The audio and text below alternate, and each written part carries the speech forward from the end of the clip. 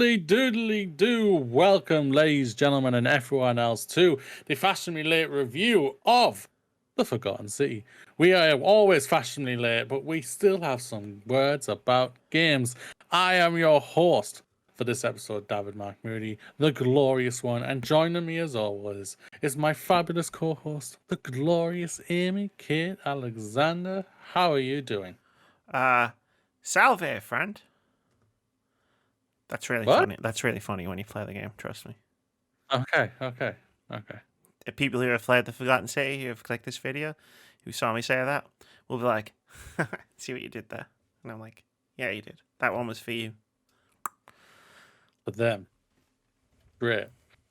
The Forgotten City, Amy. You've played it, so let's get the summary out of the way and we can get you talking about it. The Forgotten City, ladies and gentlemen, is developed by modern storytellers and published by Dear Villagers. On OpenCritic right now, it has got a OpenCritic rating of strong, with an OpenCritic average of 83 and an 88% critics recommend it, based off of 34 critic reviews so far. The general information right now is available on PC, but you said you played it on PlayStation, if I remember rightly. You said, David? Sure did. Okay, the general information on OpenCritic is wrong. Not up to date. Nope. It's not up to date. Did clearly. hallucinate it, played it on my PlayStation 5. And I know it's also available on Xbox. Cool. Well, the OpenCritic, get your shit together. But okay, genres are adventure and RPG. Description is Forgotten City is a mystery adventure game of exploration and deduction. Travel 2,000 years into the past and relive the final days of a cursed Roman city, where if one person sins, everyone dies. Combat is an option, but violence will only get you so far. Only by questioning an intertwined community of colorful characters, cleverly exploiting the time loop, and making difficult moral choices can you hope to solve this epic mystery. Amy, did you solve this epic mystery? Salve, friend. I sure did. I got a whole 4 endings. Thank you for asking. Fantastic. The first ending was hilarious. We'll get into it. Good. What are your thoughts on The Forgotten City? This is fucking fantastic. I've been holding that in for like 3 minutes. Fucking fantastic. Fucking fantastic. Wow. Oh my god, Moody. This is why I play video games. This is why. Wow. Exciting. So what worked for you? Well, did you have your book out for this one? I don't know. I've got a lot of words in my head. Some of them are very fancy. Well, I did say we had some words about games. So what? We start the top level stuff, which is this game is a masterpiece, like of writing and storytelling. Where do you want me to start? What would you like me to start with? Because I can talk enthusiastically about a lot of stuff about this game. The story. Wow. Okay. The story is incredible. So you are just a person. You wash up on a shore. A woman called Karen is like, hey, my friend Al. And yes, the Karen thing, the meme comes up almost immediately. If you want in dialogue options, some really funny ones, like because you're from you can literally be talking to some guy at one point and he's like, oh man, like it's terrible living in this city where people where you have to rely on other people to like, you know, not be assholes, otherwise everyone dies. And you can literally compare that, like in the game, to the pandemic. You can literally be like, yep, I lived through a pandemic. In the game. I was like, this fucking game. Holy crap. Yeah, so the story is fantastic. You start off and you explore these ruins and you find a portal and you go through the portal and you're in an ancient Roman city, a secret ancient Roman underground city from 2,000 years ago, where they have one rule, and it's the golden rule. And if one person in the city commits a sin, everybody gets turned into gold statues. Like there's gold statues everywhere from like previous people, like groups who lived in the city, and they spring to life and I'm very familiar with this happening so many times. They spring to life and they shoot everybody with these special bows, and everybody gets turned to gold. And when it happens, and it will, you basically you were brought there by the magistrate of the city, so the person who runs it, via a ritual for a Proserpina, the ancient Roman goddess. So like when it all kicks off, he goes to do the ritual that brought you there in the first place, and you follow him to the shrine, and then you run into the portal, and you loop back around to the beginning when you get there again.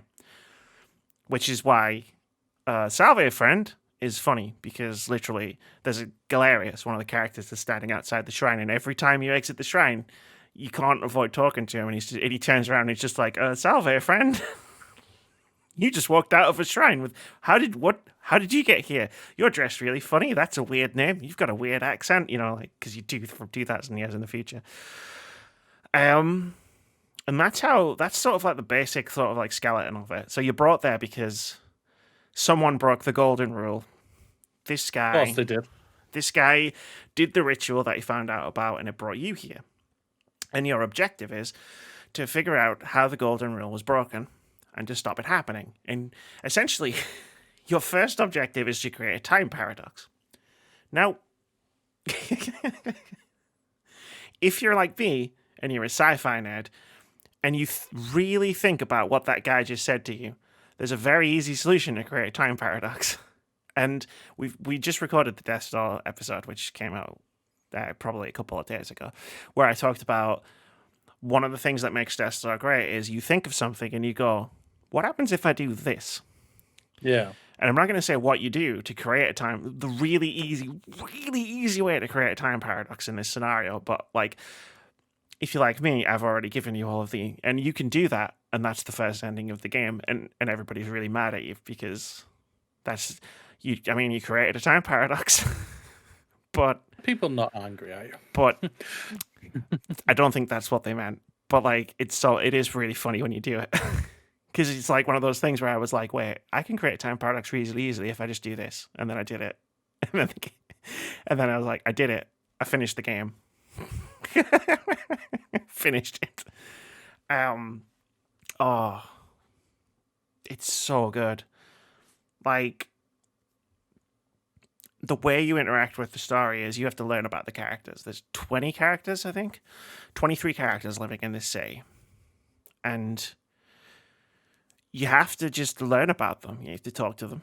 You have to figure out who they are. I think every single one of them has like something, like some kind of quest. It's not really an RPG, even though it says it's an RPG. But yeah, you have a quest log. Everybody has something. And a lot of it ties into other things. So it's like dominoes, right? If you figure out one thing, it knocks over a domino so that you can then do another thing. Yeah. And then another thing, and another thing, and another thing. And like, yeah, that's the entire story. You're trying to solve the mystery of what happened in this city. And as it turns out, boy, did a lot of things happen. And yeah, you're solving quests for people and doing stuff for people. Some people are cool, some people are arseholes. Some people who seem cool are actually arseholes. Some people who seem like arseholes are actually pretty cool. And that's what is wonderful. You talk to people, you learn about them. And that's what drives the story. But you have to talk to people? You have to talk to people. This is what most of this game is, talking to people. Like, I don't mention combat. There's like one section of the game where there's like an extended like sort of combat sort of sequence, which is admittedly too long. Like, it goes on longer than it needs to. But like, even then, it's just one bit of the game. It's one very like relatively minor, like small part of the game. Beyond that, you're running around this village, you're exploring, you're finding things, you're talking to people, you're learning about them. You might learn something interesting. You'll figure out how to do something. Like, I'm going to use one or two specific examples because I really don't want to spoil. This game is best explored without knowing anything about it. Yeah. But I'm going to talk about one or two very specific sort of early-ish examples. So, like, one of the first things you'll probably learn is there's a clinic for sick people. and someone's heard some wailing, so there's something going on in there. And then you go in there, you find out that someone has been poisoned. You don't know how or anything like that, and like you have to try and figure out how to basically cure them. Now, the first time you get there, if you go there first, like from like the introduction of like you get walked around by a couple of people, you meet the magistrate, he talks to you, tells you like, hey, I brought you here, I know you're from the future, etc., etc. So by the time you get there the first time, that person's probably already dead. But Yeah. you figure out you need a specific item to save this person's life. And I was like, oh, this shopkeeper has it, but he's a complete dick. Like, he's like, supply and demand. He wants like a ridiculous sum of money for this thing. Cool. Capitalism. Yeah, cool. Capitalism. Here's the thing, though. Just take it. You just pick it up and take it. And then this booming voice from the sky says, the many shall suffer for the sins of the one. And everyone starts getting shot by arrows and you fucking leg it to the shrine. And then you start the loop over again. But you still got the cure in your hand. So it's when you come back round, you already have the cure. Because of the genius way in which it works, because I'm going through, it's not like I'm dying and resetting the game. I'm going through a portal and coming back out the other side. So anything I've shoved in my pocket, like I've still got it, right? So then you go, shit, yeah. So like this guy is like, then, hey, I'll take you to the magistrate. And you go, no time. And you can run to the place before the person has died. And the person, like the medic person, you can go, yeah, I've got the thing you need. And that's how this entire structure of this game works. For this game, you basically have to sin to reveal the story. You don't have to sin. So in that example with the bottle of cure, The cure, yeah. you can just buy it. There's enough. There's enough. You can find enough money in the world to buy that. Okay. Now, you don't have to sin. Other people can also sin. Like I had multiple loops stop because someone else did something. Like in my second time through, I went, I'm gonna wait here. I'm gonna wait because I want to see what kicks this off. Yeah. Right. So I want to see the end game, and then I saw the end game.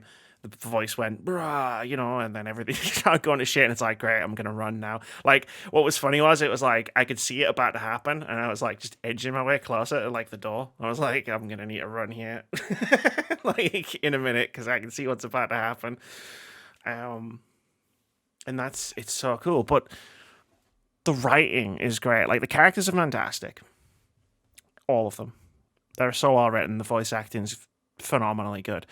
But like, it goes a layer deeper than that in like this game, because if you think about the premise, right, you're in a city where one person sins, everybody dies. Cool. What's a sin? What counts as a sin? Because I just told you someone got poisoned. Yeah. Didn't trigger the golden rule. Oh, okay, yeah. Yeah. So there's your first mystery. Hang on a minute. How did this happen? So you start figuring out, okay, what is a sin? What actually counts? I've already told you one, stealing. Stealing counts as a sin. And then you start going a layer deeper into that. Okay. It becomes really philosophical, where it's like, well, so what in this specific world is moral? What is morally good? And what is classed as morally bad? Because anything that's classed as morally bad kills everyone. But then when you start figuring out, well, hang on, that guy price gouged someone to death. Yeah. That didn't trigger the golden rule either. Yeah, and someone's attempted murder by poisoning someone, so that doesn't trigger the rule. Oh, maybe, yeah, possibly. Maybe. Yeah. Someone got poisoned. That's all you know. So then it's like, and that was the first 30 to 40 minutes of my experience of the game. And my mind was starting to explode with like possibilities of like how awesome this is. Like, and it can go as far as you want it to. Like, you can have Socratic debates with people about absolute morality versus contextual morality. Yeah. And like, there's no right answers in that scenario. Like, and there's no right answers in the game either. Even the guy who talks to you, even if he like quote unquote beats you in the debate, is like, yeah, but there's no right answer here. Like, and there's not. But there also is. Because of this system of the golden rule, there is a specific right answer here. Because you trigger a thing that kills everybody. Fascinating. It's very, very fascinating right off of out of the gate. And the more you play, and the more you learn, and the more you talk to people, and the more you see what they do, like throughout the day that you're there, like every time you go through it, is like it goes from being fascinating to like being interesting to being like really like I have to know more about everything. Yeah. It's so intriguing that you're just like, I need to go back. I need to go back. I need to do more. Kind of like a Overboard. Like we were so intrigued to think, wait, what else happened here? Wait, so what if I did this type of thing? So oh wow, that's very fascinating. I'm now okay. Now you've it's I'm like you have to start questioning things like good and bad at a basic level.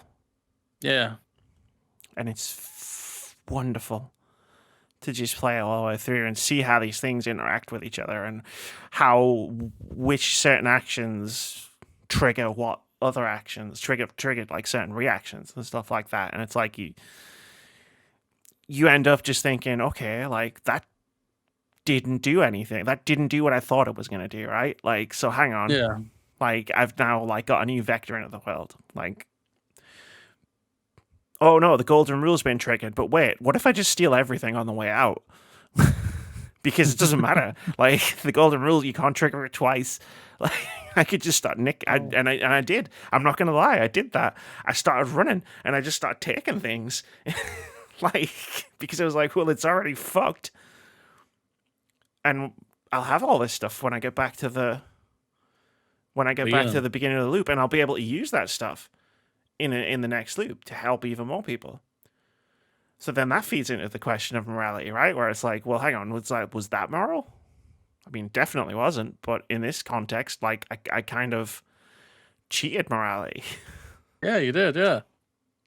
It's fucking... And this is what goes That's through your head. wild.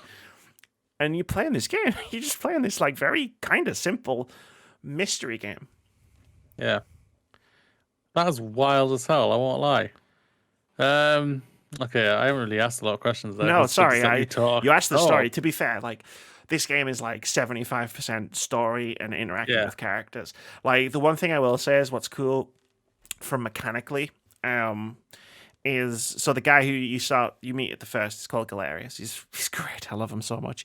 Like when you come through the portal, there's a mechanic where like so when you save this woman's life with the poison, like who's been poisoned, obviously you don't want to have to keep doing that every time you come back through the loop.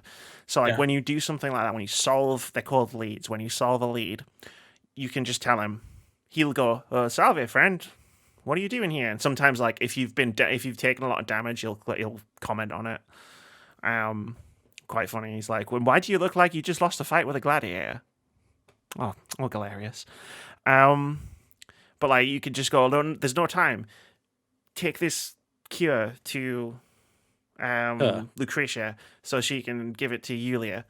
And then he goes, okay, like that sounds really serious.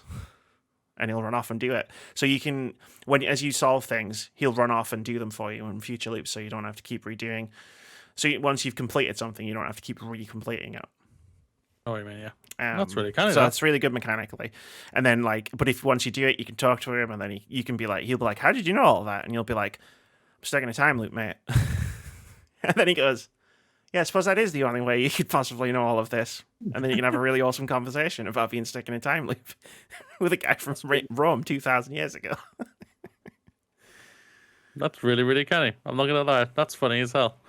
Okay, so story really liked. Characters. Amazing. Yeah. Like I said before, like I loved getting to know all of these people. Figuring out how to help them. I'm not gonna lie, there was a guy who fucked me over and I literally shot him in the head with a bow and arrow.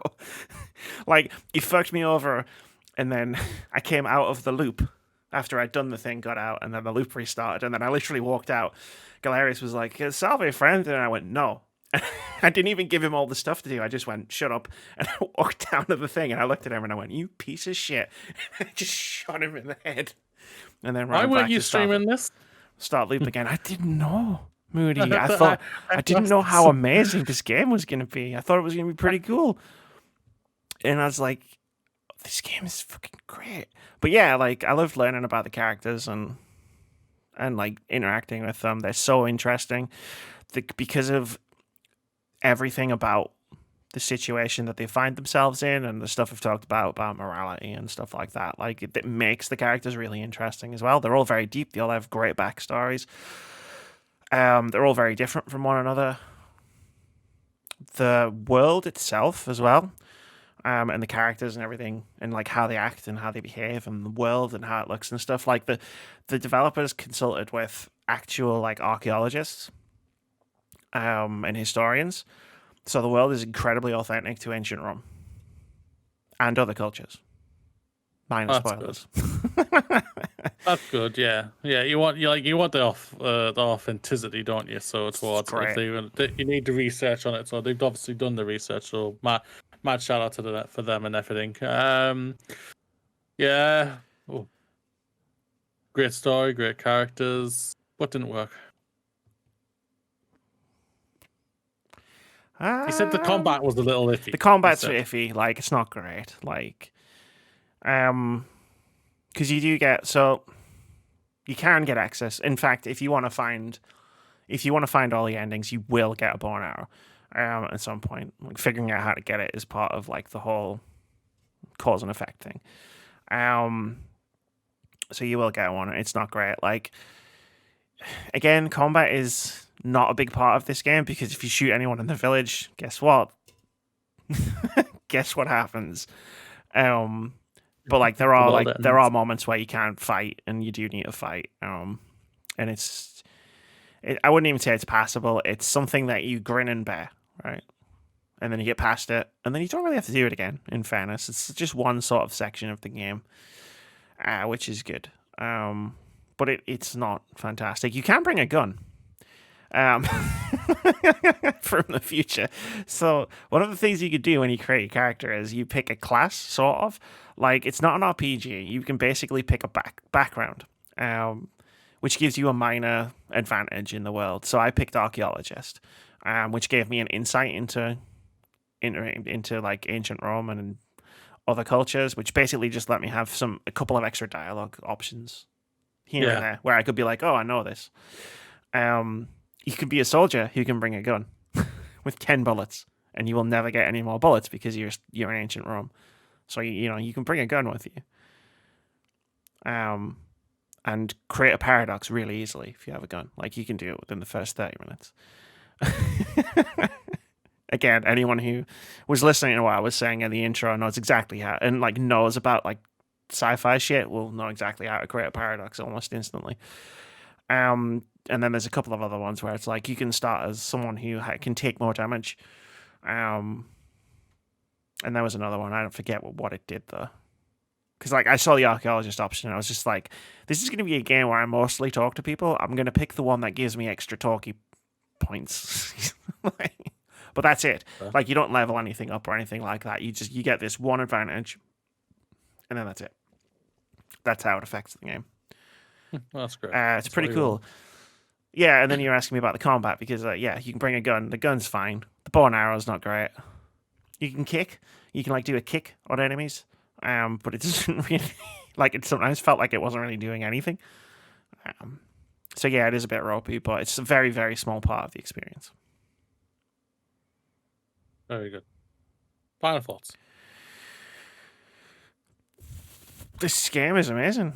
Like I said, you end up like you just end up like debating people and like thinking about like morality and philosophy and history in really interesting ways, and the way you solve the mystery, the central mysteries of the story, like by sometimes just helping people and sometimes just learning about them and learning more about the world and learning more about the situation you're in, because it's pretty weird to be stuck in a city where if you commit a sin, everybody gets killed.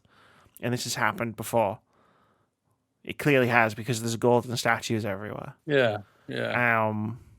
And that is, and like the central mystery is just so intriguing. It just pulls you straight through the experience. But you can also do other stuff. Like I mentioned, the thing about the talking to the soldier guy, where he's like, "Oh, it sucks to live in a city. Like I'm gonna just do the whole bit again. It sucks to live in a city where you have to rely on everybody else to not die." And we as a society, right this very second, are living through that, and you can use that in the game. You could use that experience in the game to just say, "Yeah, no." Like I've been through this. Like That's fair it enough. was Yeah. cathartic to just like sort of like talk to this guy and just be like, "Yep, I know what you mean." And like you can talk to the magistrate, and it can be like, ancient Rome's amazing, and you can be like, with 2,000 years of hindsight, be like, wasn't that great, mate? Like he's like, we treat everybody with respect, no matter their gender or the color of their skin, and you can literally just be like, don't you have slaves? Like, and it's fascinating to like interact with this magistrate from ancient Rome as a person from like the 21st century. Yeah. Too right. Yeah, that's funny. That's very funny. Well, It's wonderful. that is Buy it. it. Fucking buy it. Like if you like games where with a strong, intriguing story hook and great characters, amazing writing. Like this was a mod for Skyrim originally. In 2015, it won an award for writing as a mod. Like, and the writing. If this doesn't get a narrative award at the Game Awards, I'm gonna burn Jeff Keighley to the ground. But we don't hold that award ceremony to a high standard, so No, it's all I'm right. holding it to the standard of this. If this doesn't get if this doesn't get nominated for its writing, I'm gonna burn something to the ground Cool. because I'm gonna be very bitter. Well, while Amy is considering burning the Game Awards to the ground, ladies and gentlemen, let us know what you think of this game. Did you like it? Was it? Are you in the middle with it, or is it just something that just didn't work for you? Leave a comment down below while Amy is burning the Game Awards down. It is that time for us to get out of here and go and play some more games because we want to play them so we can turn up late to talk about them. Because we are the Fashionably Late Reviews, ladies and gentlemen. It's time for us to get the heck out of here. Say bye, Amy. Salve, friend.